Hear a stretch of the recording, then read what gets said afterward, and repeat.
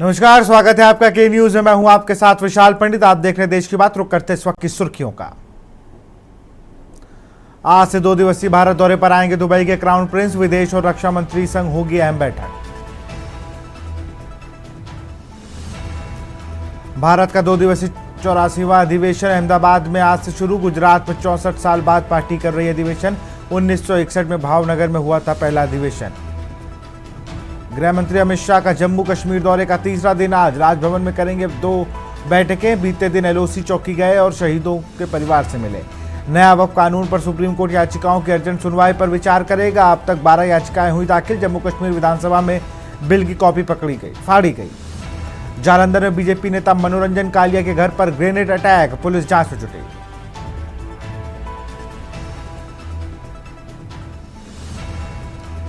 देश के 9 राज्यों में आज लू की चेतावनी। एमपी राजस्थान में तापमान 44 डिग्री के पार। हीट वेव का रेड अलर्ट। 13 राज्यों में आंधी बारिश की आशंका। आप देख रहे हैं के न्यूज, खबरों का सारथी। बिजनौर जीबाबाद में रेलवे टेक्नीशियन दीपक की हत्या के मामले में पुलिस ने चौंकाने वाला खुलासा किया है। पुलिस ने दीपक की पत्नी शिवानी को गिरफ्तार कर जेल भेज दिया है। शिवानी ने ही 4 अप्रैल को दीपक को नाश्ते में नींद की गोलियां दी और फिर गला घोट कर हत्या कर दी। जांच में सामने आया कि शिवानी परिवार से अलग होकर आज़ाद जिंदगी जीना चाहती थी, जबकि दीपक उसे परिवार के साथ रखने पर अड़ा था। आए दिन झगड़े और चरित्र प्रशक होने को लेकर मारपीट होती थी। हत्या के बाद शिवानी ने हार्ट अटैक का नाटक किया, लेकिन पोस्टमार्टम रिपोर्ट में गला दबाकर हत्या की पुष्टि हुई।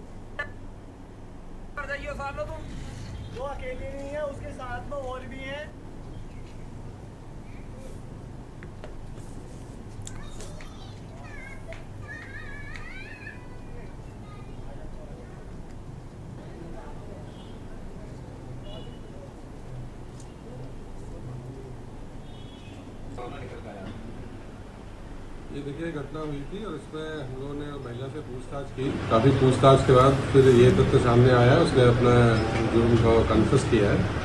उसने बताया कि ये 2 चीज़ें ऐसी थी। एक तो वो चाहता था, जो उसका पति था, वो चाहता था कि नजीबाबाद ना रहें और हम वहीं जाके अपने परिवार के साथ रहें। वो वहाँ नहीं जाना चाहती थी। दूसरा, वो उस पर शक करता था। इसकी वजह से इसके पहले भी 2-3 बार उसने मारपीट की इनके साथ।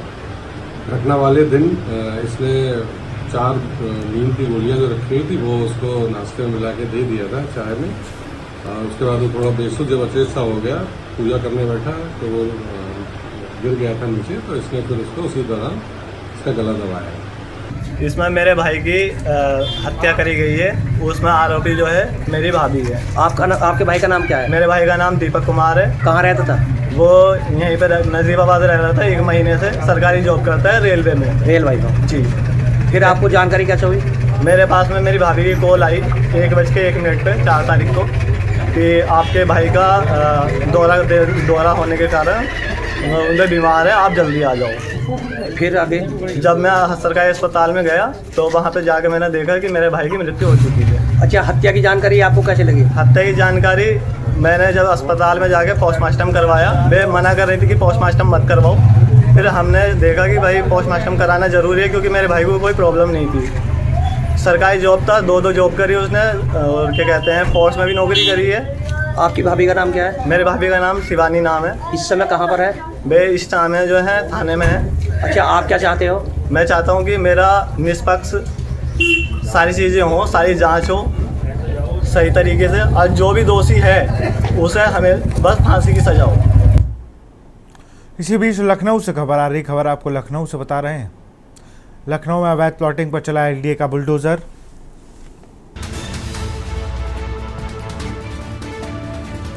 गोसाईगंज शहरपुर क्षेत्र में चला ध्वस्तीकरण का अभियान। 2 क्षेत्रों में 52 बीघा भूमि पर चला बुलडोजर।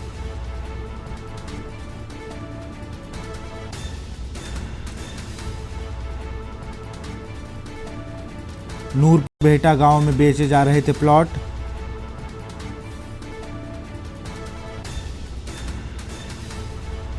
एलडीए की कार्रवाई को लेकर लोगों में मचा हड़कंप। प्लाट खरीदने वालों में व्याप्त हुई दहशत।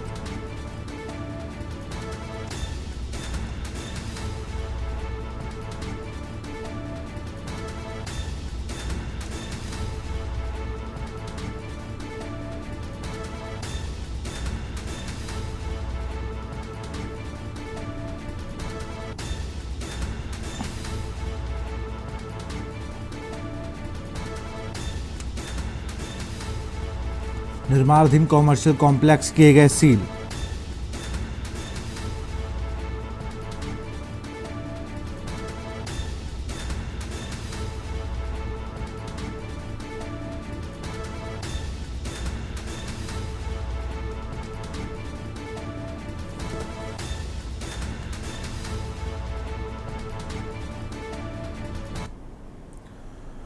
खबर आपको अलीगढ़ से बता रहे हैं, जहां हादसे में बाइक सवार 2 भाइयों की मौत। दुर्घटना में घायल तीसरे युवक की हालत गंभीर।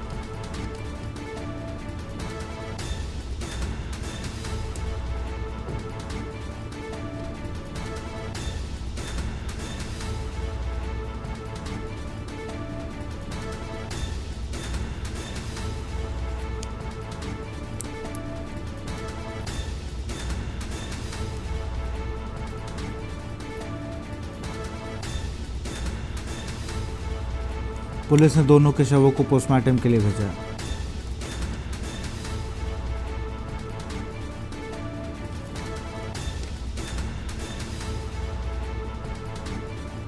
अलीगढ़ से खबर, हादसे में बाइक सवार 2 भाइयों की मौत।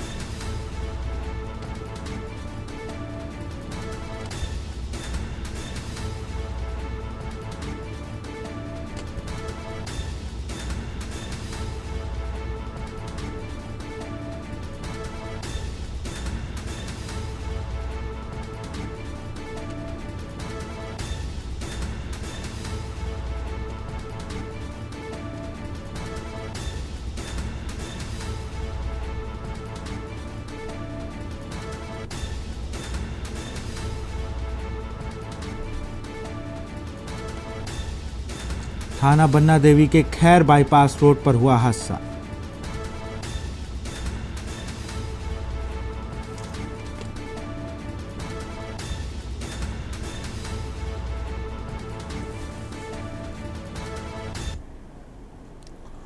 और इसी बीच राजधानी लखनऊ से खबर आ रही, खबर आपको लखनऊ से बता रहे हैं। संघ के सरकारवा डॉक्टर कृष्ण गोपाल लखनऊ पहुंचे। आज निराला नगर स्थित कार्यालय में बैठक। संघ और भाजपा नेताओं के साथ आर्थिक समूह की बैठक।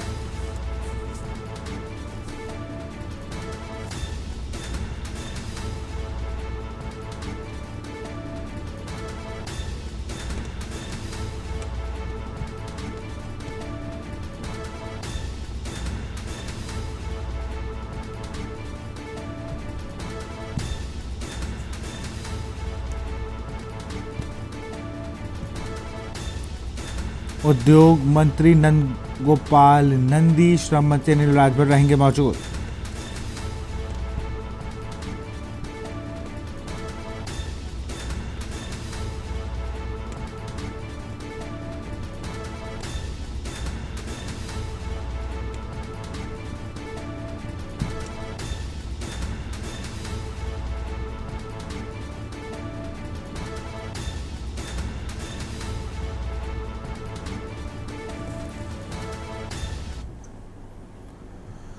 कभी तालों के लिए मशहूर अलीगढ़ अब शिक्षा की रोशनी से जगमगा रहा है। एक केंद्रीय, 2 विश्वविद्यालय और सैकड़ों शिक्षण संस्थान के साथ अलीगढ़ अब देश दुनिया के छात्रों का पसंदीदा तालीमी ठिकाना बन गया है। एएमयू और मंगल यतन जैसे संस्थानों ने शहर को नई पहचान दी है। जल्द ही अल बरकात विश्वविद्यालय भी सफर में जुड़ जाएगा। अब अलीगढ़ ताले नहीं, तालीम के लिए जाना जा रहा है।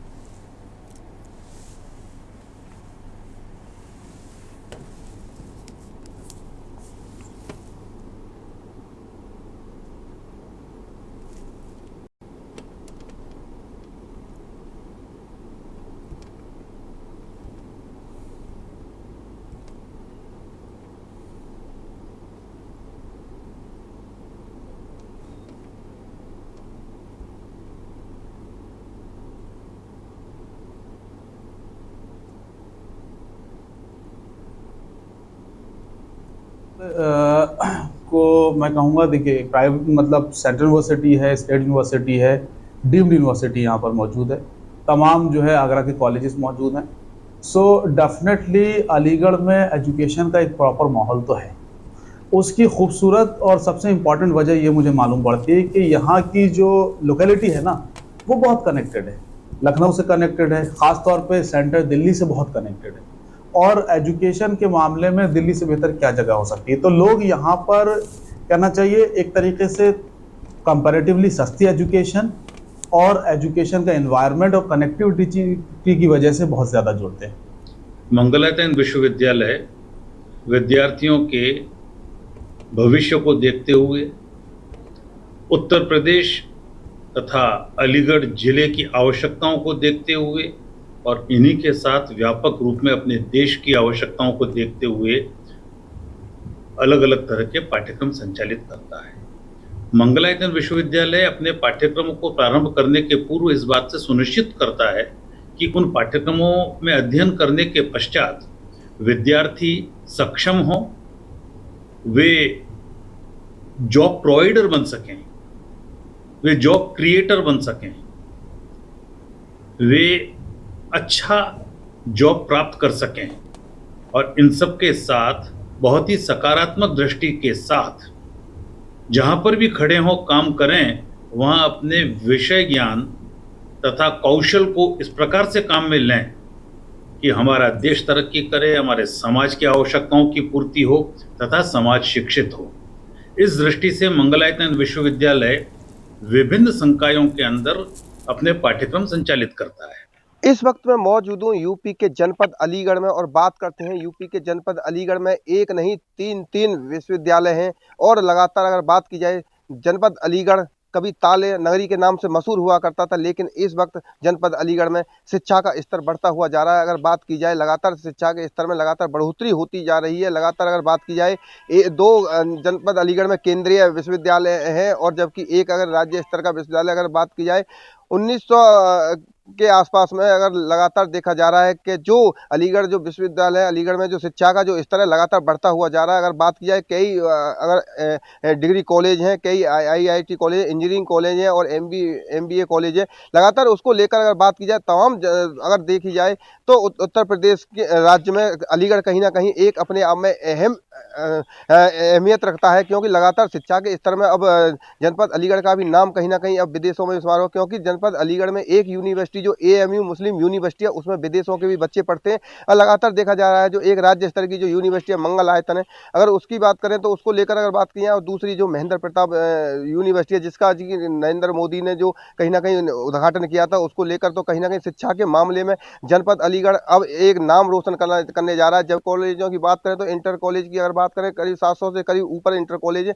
लगातार अगर बात की जाए तो लगातार शिक्षा के मामले में जनपद अलीगढ़ कहीं ना कहीं हब है, और उसी को लेकर अगर बात करें तो देश और विदेश के भी बच्चे जनपद अलीगढ़ से शिक्षा प्राप्त करके देश का नाम रोशन कर रहे हैं। और कहीं ना कहीं और देखा जा रहा है कि लगातार शिक्षा के मामले में जनपद अलीगढ़ में नई नई तरह की जो टेक्निकल जो चीज़ है वो कहीं ना कहीं उपलब्ध है। उसी को लेकर अगर बात की जाए तो कहीं ना कहीं सरकार भी अब अलीगढ़ की तरफ बहुत काफ़ी ध्यान दे रही है, जिससे कि लगातार शिक्षा का स्तर बढ़ता जा रहा है। कई IIT कॉलेज है, इंजीनियरिंग कॉलेज है, MBA कॉलेज है, और कहीं ना कहीं जो यूनिवर्सिटी है, जो AMU यूनिवर्सिटी है, जो मुस्लिम विश्वविद्यालय यूनिवर्सिटी के नाम से जानी जाती है, वो कहीं ना कहीं विश्व प्रसिद्ध है। उसमें तमाम देशों के बच्चे पढ़ते हैं और उसमें पढ़ने के बाद में कहीं ना कहीं बाहर जाके नौकरियां, बड़ी से बड़ी नौकरियां पाते हैं। और कहीं ना कहीं जो जिस तरह से अलीगढ़ का नाम जो रोशन हो रहा है, पहले अलीगढ़ के नाम को ताला नगरी के नाम से जाना जाता था, लेकिन अब कहीं ना कहीं जो अधिकांश जो शिक्षा विभाग के जो शिक्षकों का जो कहना है कि आने वाले 10 सालों में अलीगढ़ कहीं ना कहीं शिक्षा के मामले में हब बनेगा, और हब बनने के साथ में पूरे देश में इसका बच्चा इसी अलीगढ़ से शिक्षा प्राप्त करके देश का नाम रोशन करेगा।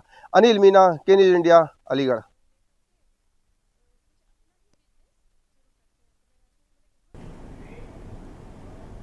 और यहाँ रुकते एक छोटे से ब्रेक के लिए।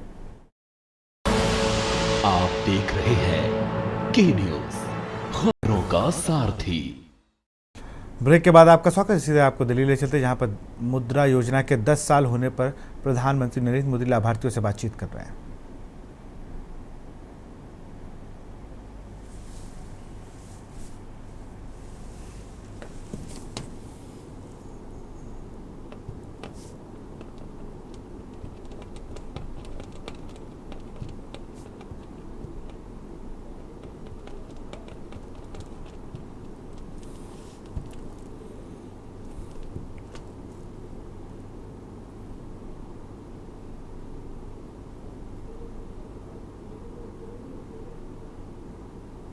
कर करके जीवन को आगे बढ़ाना। और मुद्रा योजना ने यही काम किया है। हमारे देश में बहुत कम लोग हैं जिनको इन चीजों की समझ है कि साइलेंटली कैसे रिवॉल्यूशन हो रहा है।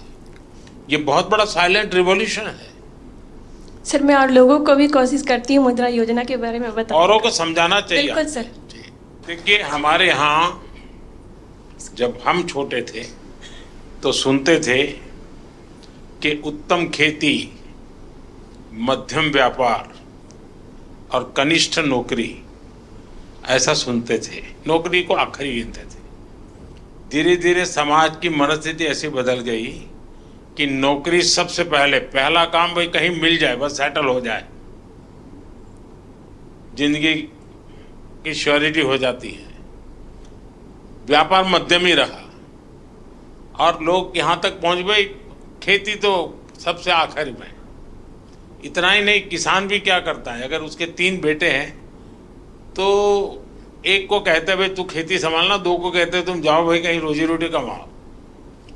ये अब आपको ये जो मध्यम वाला विषय है कि व्यापार को हमेशा मध्यम माना गया है, लेकिन आज भारत का युवा, उसके पास जो एंटरप्रेन्योर स्किल है, अगर उसको हैंड होल्डिंग हो जाए, थोड़ी उसको मदद मिल जाए तो बहुत बड़े परिणाम लाता है। और इस मुद्रा योजना में किसी सरकार के लिए भी ये आंख खोलने वाला विषय है। ये सबसे ज्यादा महिलाएं आगे आई हैं, सबसे ज्यादा लोन के लिए अप्लाई करने वाली महिलाएं, सबसे ज्यादा लोन प्राप्त करने वाली महिलाएं और सबसे जल्दी रिपेमेंट करने वाली भी महिलाएं हैं।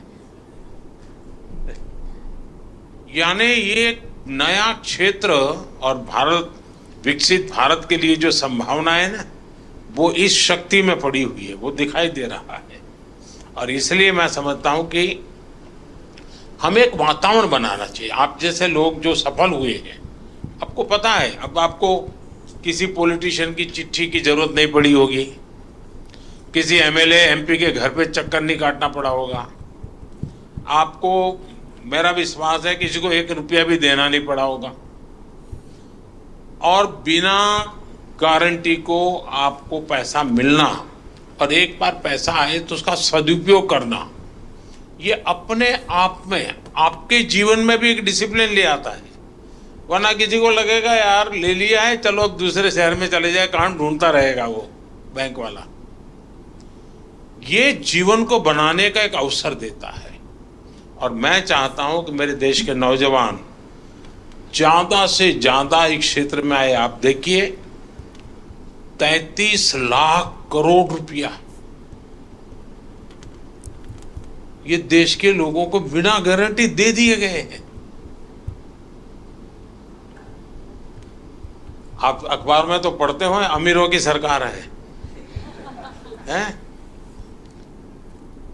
सभी अमीरों का टोटल लगा दोगे तो भी 33 लाख नहीं मिला होगा उनको। मेरे देश के सामान्य मानवी को 33 लाख करोड़ रुपया आपके हाथ में दिए है ना, आप जैसे देश के होनहार युवा युवतियों को दिए गए हैं।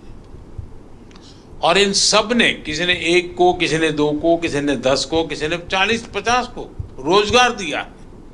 यानी रोजगार देने का बहुत बड़ा काम ये इकोनॉमी को जनरेट करता है। उसके कारण प्रोडक्शन तो होता ही होता है, लेकिन जो सामान्य मानवी कमाता है तो उसको लगता है चलो पहले साल में 1 शॉट लेते थे, अब 2 ले लेंगे। बच्चों को पढ़ाने से संकोच करते थे, अब चलो पढ़ाएंगे। तो ऐसी हर चीज का एक समाज जीवन में बड़ा लाभ होता है।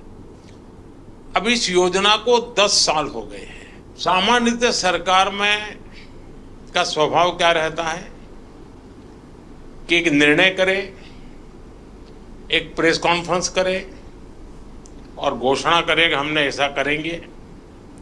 उसके बाद कुछ लोगों को बुला करके दिया विया जला दे, लोग ताली बजा दें और अखबार वालों की चिंता करते रहते हैं तो अखबार में भी हेडलाइन छप जाए और उसके बाद कोई पूछता नहीं है। ये सरकार ऐसी है कि एक योजना का 10 साल के बाद हिसाब लगा रही है। लोगों से पूछ रहे कि भाई ठीक है, हम तो कह रहे हैं कि ये हुआ, लेकिन आप बताइए क्या हुआ। और जैसे मैं आपसे पूछ रहा हूं, आज देश भर में आने वाले दिनों में ऐसे समूहों को मेरे सब साथी पूछने वाले हैं, उनसे मिलने वाले हैं, उनसे जानकारी लेने वाले हैं। और उसके कारण अगर कोई इसमें बदलाव लाना है, कुछ सुधार करना है, तो वो उस दिशा में भी हम जाने वाले हैं। लेकिन हमारी कोशिश, अब देखिए, लगातार शुरू में 50,000 से 5 लाख किया। सरकार का कॉन्फिडेंस देखिए कि पहले सरकार भी सोचती थी भाई 5 लाख से ऊपर मत दो, डूब जाएगा तो क्या करेंगे, तो मोदी के बाल नोच लेंगे सब लोग। लेकिन मेरे देश के लोगों ने मेरे विश्वास को तोड़ा नहीं। मेरा जो मेरे देशवासियों पर भरोसा था उसको आप लोगों ने मजबूत किया, और उसके कारण मेरी हिम्मत हुई कि 50,000 से 20 लाख पर पहुंच गए। ये निर्णय छोटा नहीं है। ये निर्णय तब होता है जब उस योजना की सफलता और लोगों पर भरोसा, और इसमें दोनों चीजें दिखती है। आप सबको बहुत शुभकामनाएं, और मेरी आपसे अपेक्षा रहेगी कि जैसे आप 5-10 लोगों को रोजगार देते हैं, वैसे 5-10 लोगों को मुद्रा योजना लेकर के कुछ अपना काम करने के लिए प्रेरित कीजिए, उनको हिम्मत दीजिए, ताकि उनको एक विश्वास बनेगा। और देश में 52 करोड़ लोन दिए गए हैं। 52 करोड़ लोग नहीं होंगे, जैसे सुरेश ने बताया कि उसने पहले 2.5 लाख लिया, फिर 9 लाख लिया, तो 2 लोन हुआ। लेकिन 52 करोड़ लोन यानी अपने आप में बहुत बड़ा आंकड़ा है। दुनिया के किसी देश में ये सोच भी नहीं सकते हैं।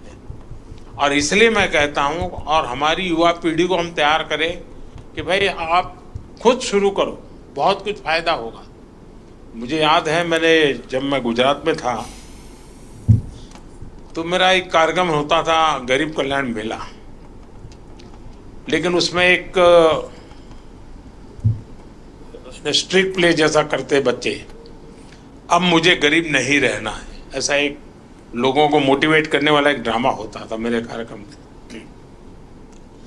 और फिर कुछ लोग स्टेज पर आकर के अपना जो राशन कार्ड होते थे वो सब सरकार में वापस जमा कराते थे, और कहते थे कि हम गरीबी से बाहर आ गए हैं, अब हमें फैसिलिटी नहीं चाहिए। फिर वो भाषण करते थे कि मैंने कैसे ये परिस्थिति पलटी। तो एक बार मैं शायद वलसाड़ जिले में था, एक 8-10 लोगों की टोली आई और सबने अपना गरीबी वाली जितने बेनिफिट थे वो सरकार को सरेंडर किए। फिर उन्होंने अपना एक्सपीरियंस सुनाया। तो क्या था, वो आदिवासी लोग थे, और आदिवासियों में वो भगत का काम, भजन मंडली बजाना और शाम को गाना, यही काम करते थे। तो वहां से उनको एक 2 लाख रुपए का लोन मिला। तब तो ये मुद्रा योजना वगैरह नहीं थी, मेरी सरकार वहां एक स्कीम चलाती थी। उसमें से कुछ वो इंस्ट्रूमेंट लाए बजाने के, कुछ उनकी ट्रेनिंग हुई। इसमें से उन्होंने 10-12 लोगों की एक बैंड बाजे की बजाने वालों की एक कंपनी बना दी, और शादी ब्याह में फिर वो बजाने के लिए जाने लगे। फिर उन्होंने अपना अच्छा यूनिफॉर्म बना दिया, और धीरे धीरे धीरे करके वो बहुत पॉपुलर हो गए, और वो सब के सब अच्छी स्थिति में आ गए। हर कोई हर महीने 50-60 हज़ार रुपये कमाने लग गया। यानी छोटी चीज भी कितना बड़ा बदलाव लाती है। मैंने अपनी आंखों के सामने ऐसे कई घटनाएं देखी है, और उसी में से मुझे इंस्पिरेशन मिलता है। आप ही लोगों में से मुझे इंस्पिरेशन मिलता है कि भाई हाँ, देखिए देश में ऐसी शक्ति एक में नहीं अनेकों में होगी, चलो ऐसा कुछ करते हैं। देश के लोगों को साथ लेकर के देश को बनाया जा सकता है। उनकी आशा आकांक्षा परिस्थितियों का अध्ययन करके किया है। ये मुद्रा योजना उसी का एक रूप है। मुझे विश्वास है कि आप लोग इस सफलता को और नई ऊंचाइयों तक ले जाएंगे, और अधिकतम लोगों को लाभ हो। और समाज ने आपको दिया है, आपने भी समाज को देना चाहिए। ऐसा नहीं होना चाहिए कि भाई चलो मौज करें, कुछ न कुछ हमने भी समाज के लिए करना चाहिए, जिसके कारण मन को एक संतोष मिलेगा। चलिए, बहुत बहुत धन्यवाद।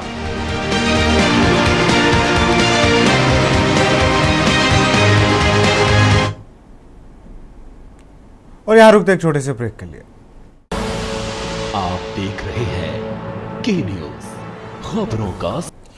ब्रेक के बाद आपका स्वागत है। अलीगढ़ में कथावाचक देवकीनंदन ठाकुर ने अलीगढ़ मुस्लिम विश्वविद्यालय परिसर में मंदिर बनाए जाने की मांग उठाई है। उन्होंने कहा कि जब परिसर में मस्जिद हो सकती है तो मंदिर क्यों नहीं। यह बात उन्होंने डिप्टी सीएम केशव प्रसाद मौर्य के समक्ष रखी। इस मौके पर डिप्टी सीएम ने वक्फ संशोधन बिल को ऐतिहासिक बताया और प्रधानमंत्री मोदी को बधाई दी। उन्होंने कहा कि यह बिल गरीब मुसलमानों के हक में है। तुष्टीकरण की राजनीति पर हमला बोलते हुए मौर्य ने सपा, बसपा, कांग्रेस और आम आदमी पार्टी को आड़े हाथों लिया और कहा कि अब इनके दिन लग चुके हैं। उन्होंने दावा किया कि 2027 में सपा समाप्तवादी पार्टी बन जाएगी और 2029 में कांग्रेस मुक्त भारत होगा।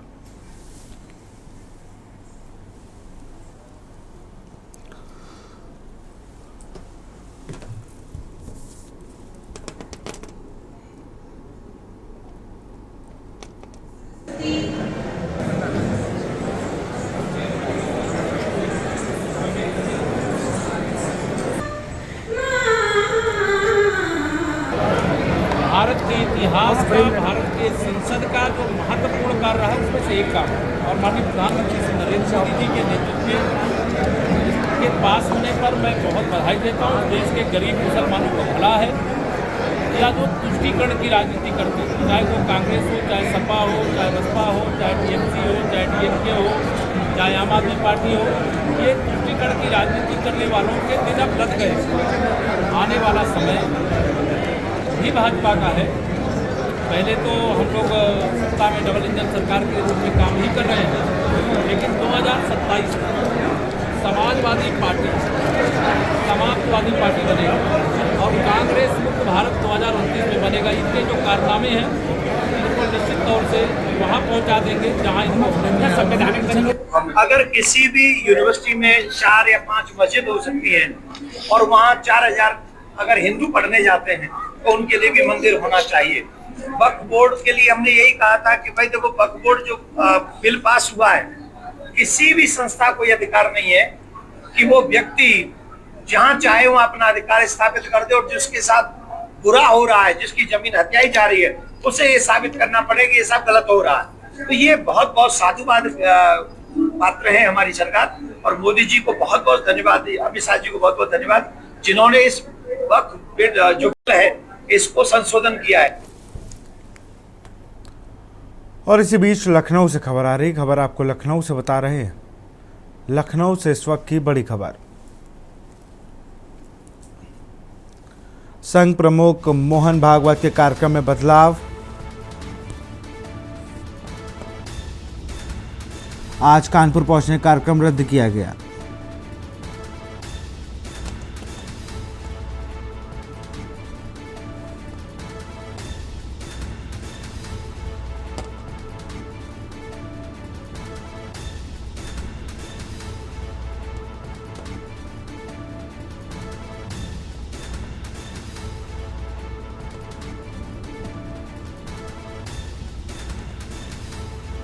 गोल स्थित मुस्तफाबाद गांव में स्थित कबीर धाम आश्रम जाएंगे। दोपहर 12 बजे लखीमपुर पहुंचेंगे भागवत।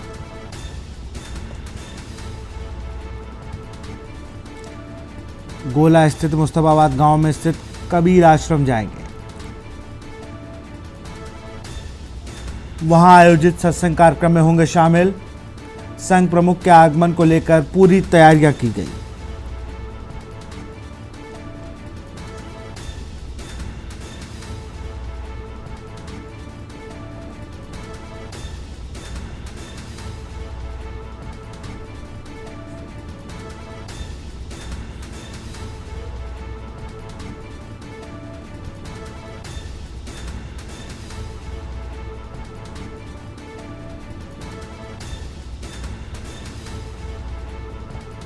इसी खबर पर अधिक जानकारी के साथ कौशलेंद्र उपाध्याय हमारे संवाददाता जुड़ चुके हैं। कौशलेंद्र, अगर बात की जाए तो एकदम से बदलाव किया गया है संघ प्रमुख के कार्यक्रम में।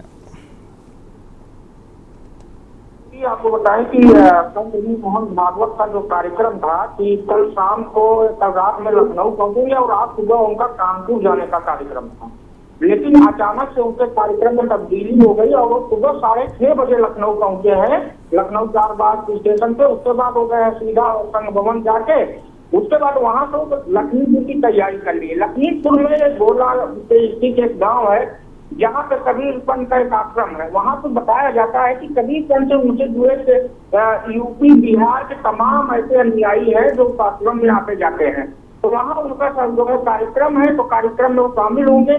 करीब 12 बजे वहाँ पहुंचने का कार्यक्रम है उनका। हालांकि अभी सूचना ये आ रही है कि संघ प्रमुख मोहन भागवत लखनऊ से लखीमपुर के लिए रवाना हो चुके हैं। तो वहाँ 12 बजे पहुंचने के बाद उस कार्यक्रम में वो शामिल होंगे। उसके बाद संघ प्रमुख मोहन भागवत वहाँ से कार्यक्रम निपटाने के बाद सीधा नागपुर की तरफ निकल गए। अब कानपुर का जो दौरा है वो करीब 12 या 13 अप्रैल में प्रस्तावित किया गया है कि 12 या 13 अप्रैल को संघ प्रमुख मोहन भागवत सीधा कानपुर पहुंचेंगे। को बहुत शुक्रिया आपका तमाम जानकारी के लिए।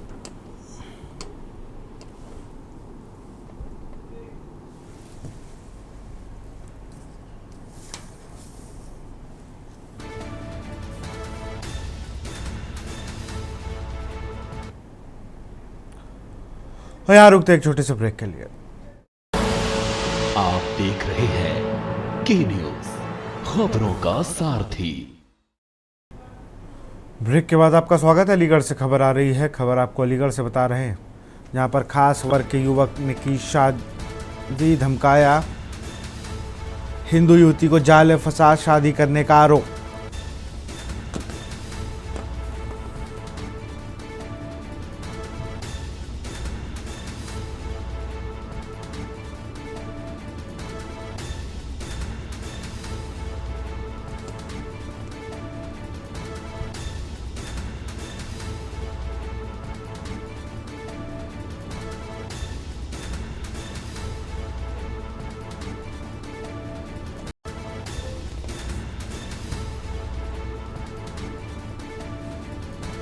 कोतवाली महानगर क्षेत्र का है पूरा संगीन मामला।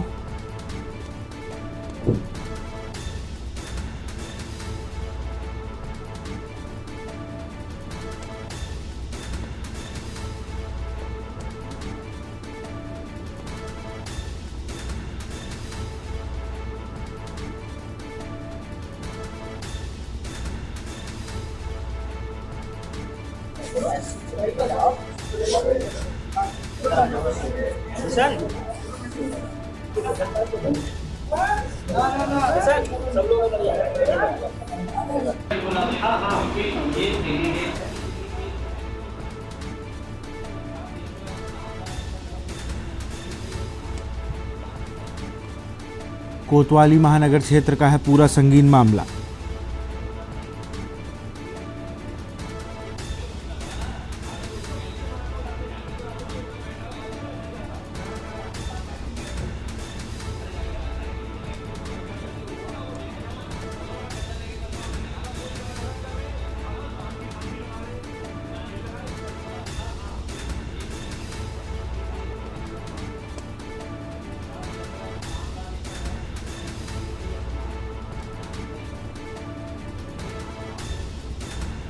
युवक धर्म परिवर्तन करने का दबाव बनाने का आरोप।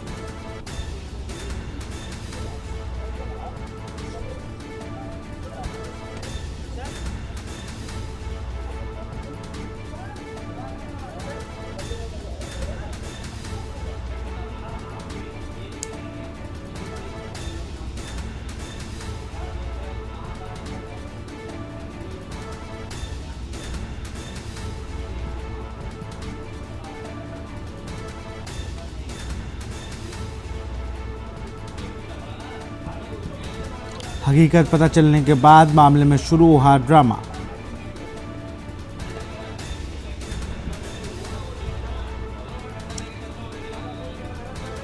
युवक धर्म परिवर्तन कराने का दबाव बनाने का आरोप।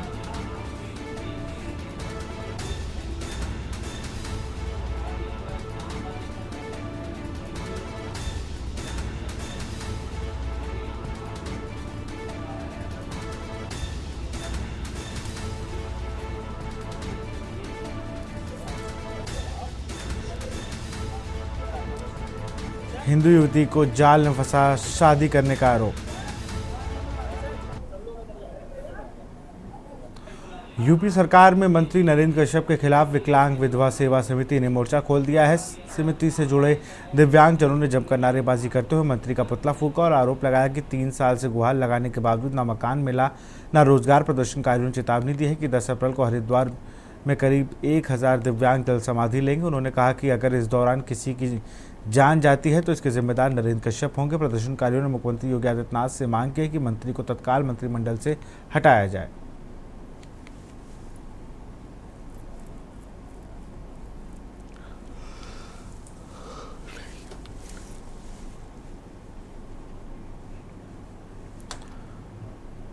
और इसी बीच आगरा से खबर आ रही है। खबर आपको आगरा से बता रहे हैं, ग्वालियर नेशनल हाईवे पर मची अफरा तफरी। आगरा से बड़ी खबर,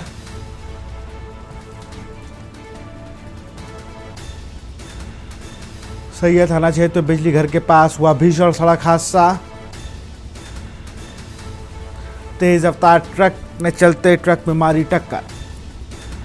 टक्कर के बाद ट्रक में लगी भीषण आग।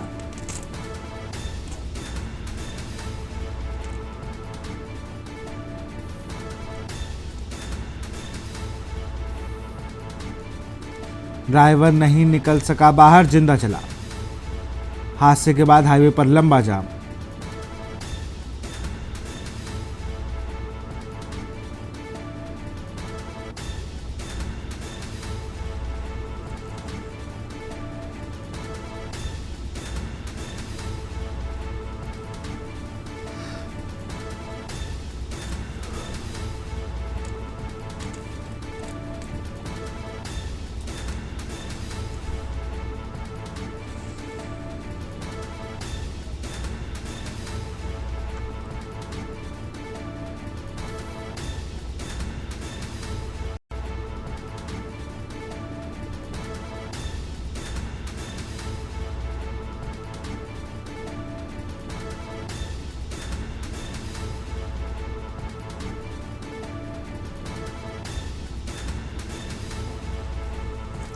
आगरा ग्वालियर नेशनल हाईवे पर मची अफरा तफरी। आगरा से बड़ी खबर,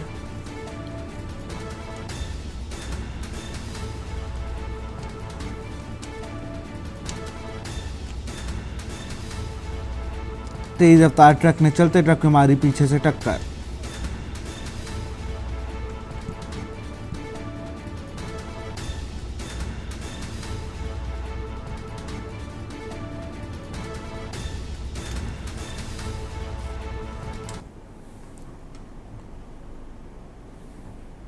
जिला बेसिक शिक्षा कार्यालय में व्याप्त अनियमितताओं और लापरवाहियों को लेकर जिला प्रशासन सख्त हो गया है। जिलाधिकारी धर्मेंद्र प्रताप सिंह ने मुख्य विकास अधिकारी डॉक्टर पराजिता सिंह के साथ अचानक बेसिक शिक्षा विभाग के विभागीय कार्यालय में छापा मारा। करीब 1.5 घंटे तक निरीक्षण चला, जिसमें कई खामियां उजागर हुई। कार्यालय में मौजूद लोगों की पुष्टि की गई, उनसे जानकारी ली गई कि वह किस कार्य से कार्यालय में आए हैं। साथ ही यह निर्देश दिए गए कि कोई भी अनधिकृत व्यक्ति कार्यालय में न रहे, यह सुनिश्चित किया जाए। निरीक्षण के दौरान विद्यालय की मान्यता, शिकायतों, वेतन, पेंशन तथा विभागीय कार्रवाई संबंधित पटलों के अभिलेखों की गहनता से जांच की गई और कई फाइलें तलब की गई।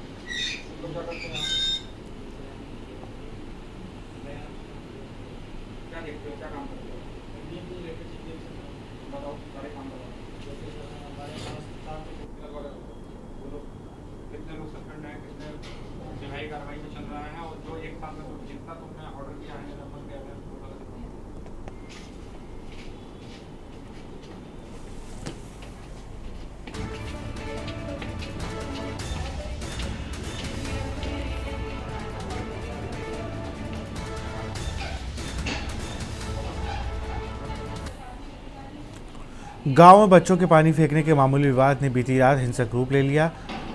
गुडूपुरवा गांव में 2 बाइक सवार बदमाशों ने तोड़फोड़ फायरिंग कर दी। विवाद शांत कराने पहुंचे युवक के पैर में गोली लगी, जबकि एक अन्य व्यक्ति भी घायल हुआ। दोनों को जिला अस्पताल में भर्ती कराया गया। घटना के वक्त गांव में भंडारे का कार्यक्रम चल रहा था। मामला देहात थाना क्षेत्र के पुलिस ने जांच शुरू कर दी है।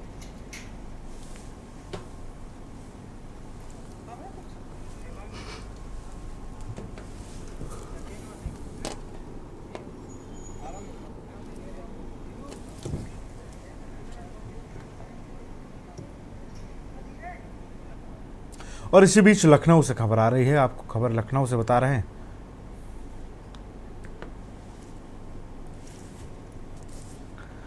प्रदेश में होमगार्ड स्वयंसेवकों के 44,000 पदों पर होगी भर्ती। नियमावली तैयार कर भेजी दी गई शासन। कैबिनेट की मंजूरी मिलने के बाद भर्ती की प्रक्रिया होगी शुरू।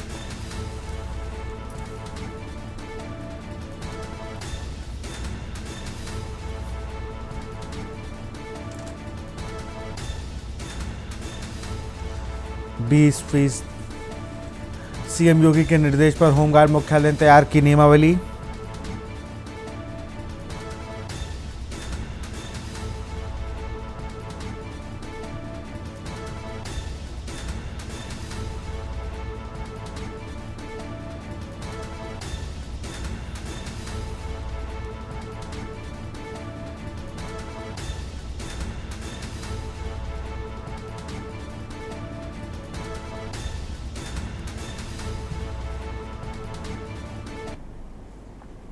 और इसी बीच मेरठ से खबर आ रही है। खबर आपको मेरठ से बता रहे हैं।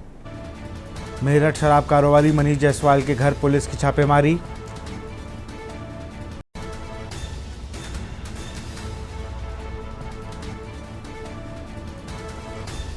तीन घरों में स्टॉक करके रखी गई थी ब्रांडेड शराब और बियर। शराब कारोबारी मनीष जायसवाल के हैं 60 शराब और बियर के ठेके। 31 मार्च के बाद होने थे नई शराब की दुकानों के आवंटन।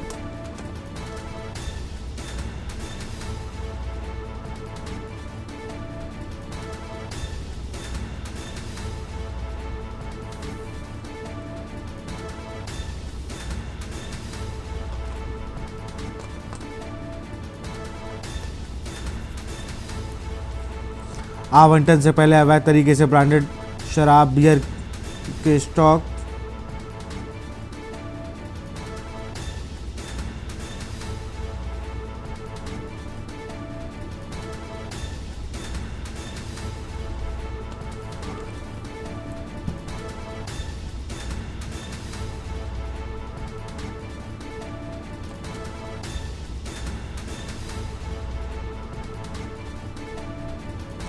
लाखों रुपए कीमती भारी मात्रा में ब्रांडेड शराब बियर बरामद।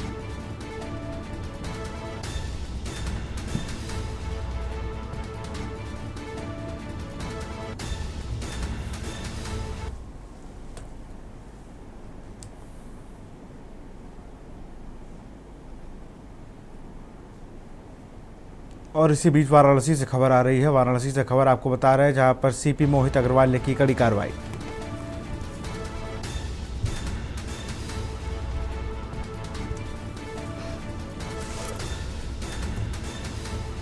निलंबित स्टाफ पर रात्रि गश्त से गायब रहने का आरोप। रविवार रात क्राइम मीटिंग में 16 पुलिसकर्मी हुए निलंबित। लालपुर पांडेपुर थाना के 5 दरोगा पर हुई कार्रवाई। लालपुर पांडेपुर के दरोगा चंद्रेश प्रसाद निलंबित। अमृतराज किशन सैंकी प्रसाद व मनीष भी निलंबित।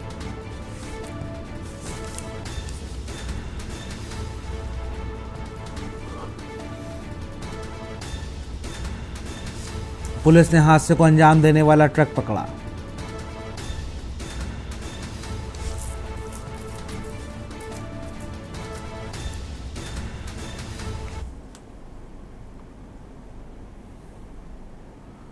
शाहजहांपुर में मुख्यमंत्री को उड़ाने की धमकी भरा पत्र मिलने से हड़कंप मच गया। पत्र में लिखा गया कि अतीक अहमद और मुख्तार अंसारी के एनकाउंटर और उनके बेटों को जेल में डालने के कारण 10 अप्रैल को सीएम योगी आदित्यनाथ को उड़ा दिया जाएगा।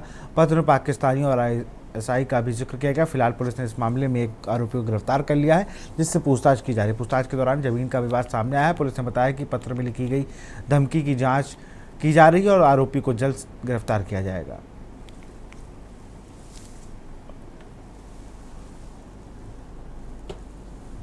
पुलिस कार्यालय शाहजहांपुर में एक पत्र प्राप्त हुआ, जिसमें थाना जलालाबाद के 2 व्यक्तियों के नाम से उनके द्वारा 10 अप्रैल को घटना कारित करने की धमकी दी गई थी। इसमें अभियोग पंजीकृत करके थाना सदर विहार में तत्काल टीमें बनाई गई और सीसीटीवी फुटेज से, सर्विलेंस से, लोकल इंटेलिजेंस से इसका खुलासा करते हुए उसी गांव का एक व्यक्ति हिरासत में लिया गया है, जिनके नाम उस पत्र में लिखे थे। उनको फंसाने की नीयत से, उनकी ज़मीन पर कब्जा करने की नीयत से इसके द्वारा कृत्य किया गया था और इसके विरुद्ध विधिक कार्रवाई की जा रही है।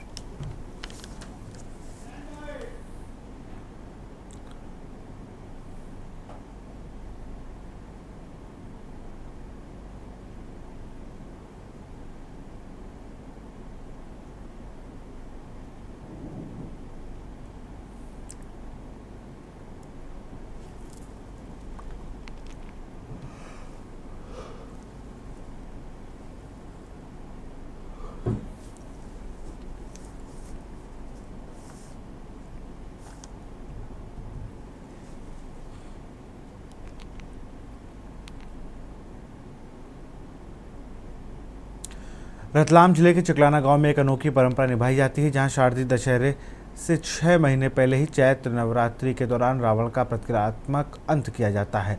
इस रस्म को हिंदू मुस्लिम समुदाय मिलकर निभाते हैं। परंपरा के अनुसार रावण की नाक काटकर उसे घमंड का प्रतीकात्मक अंत किया जाता है। गाँव के प्रतिष्ठित परिवार का व्यक्ति भाले से रावण की मूर्ति की नाक पर वार करता है। इस परंपरा के पीछे संदेश है कि बुराई और अहंकार के प्रतीकों का सार्वजनिक रूप से विरोध किया जाना चाहिए। गाँव में रावण दहन नहीं होता, बल्कि सांकेतिक लंका दहन और वाक युद्ध का आयोजन होता है। 5 साल पहले गांव में रावण की स्थायी 15 फीट ऊंची मूर्ति भी स्थापित की गई, जहां पर हर वर्ष परंपरा निभाई जाती है। दशहरा मैदान में यह आयोजन ग्रामीण एकता और परंपराओं के संगम का उदाहरण है।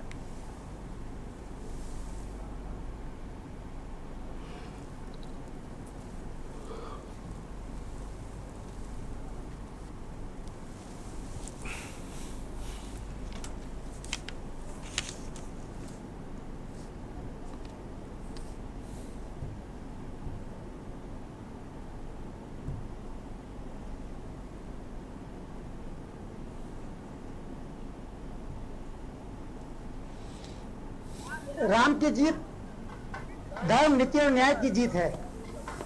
राम का अवतार सिर्फ रावण मारने के लिए नहीं, राम का अवतार धर्म, नीति और न्याय की स्थापना के लिए हुआ है। और राम भारत की संस्कृति है, राम भारत की आत्मा है और राम भारत के संस्कार हैं। और वर्तमान में आज राम जी के जीवन को हमारे जीवन में आत्मसात करने की आवश्यकता है।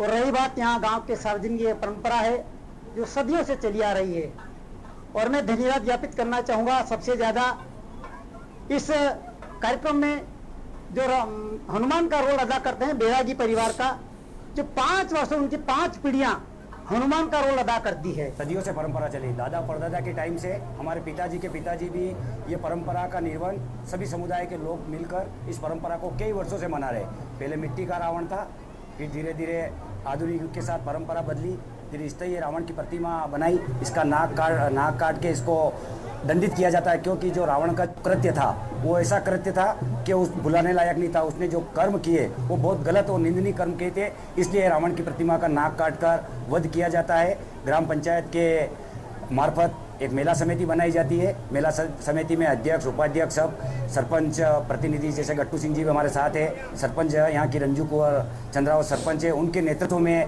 ये मेला समिति पूरा काम करती है। टीम तो नहीं बनाई जाती है, वैसे जो राम का संवाद करते गांव के जो पूर्व के बहुत सारी हमारे यहाँ परंपरा के पुरानी एक रामलीला मंडल चलाते थे, उसके कलाकार हैं और कुछ आज के युवा भी रामायण की चौपाइयों के द्वारा राम और रावण का संवाद करते हैं, दोनों तरफ से वाक युद्ध होता है।